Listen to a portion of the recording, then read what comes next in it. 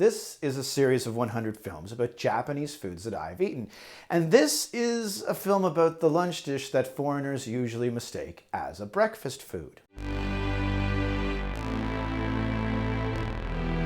One of the great things about Japan is that you don't have to read to order food at a restaurant. Consider the menu at the Outback Steakhouse. Look at all those words.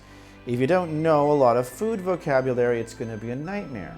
In Japan, they've made the whole process a lot easier. Almost every restaurant has pictures of the food on its menu, and a lot of restaurants do one better. Outside, they'll have wax sculptures of the foods they serve, so you know exactly what they offer. One dish in these displays always stood out at me, and it was bright yellow.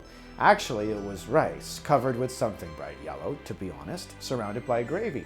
I lived in Tokyo for 3 years before I found out what it was. It was an omelet. More precisely, it's called rice. The Japanese people consider this to be a Western food. They lightly cook the eggs, somewhere between scrambled and a traditional omelet, then pour that mixture over the rice, the heat from which finishes cooking the eggs. Then it's garnished with ketchup or a kind of beef stew called hayashi. It's cheap and filling. Why will my friends love it? If your friends are afraid of raw fish or grilled eel, they can take great comfort in rice. There's absolutely nothing weird about it. Why will my friends hate it? It's not for breakfast, and some people aren't too keen on the idea of an omelet for lunch. Where can I get it? That's right, you guessed it, Rakeru in Shinjuku. This is a restaurant that specializes in rice.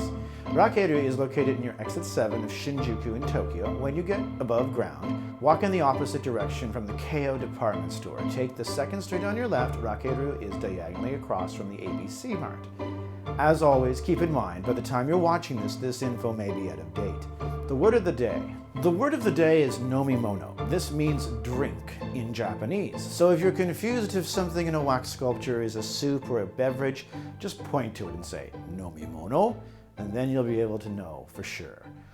As always, feel free to watch this film 10 more times and repeat along with me, or at least that's what I do. Next time, so that's it until next time, when we look at the feast named for a despotic Asian ruler. Ordering it will make you feel like a king.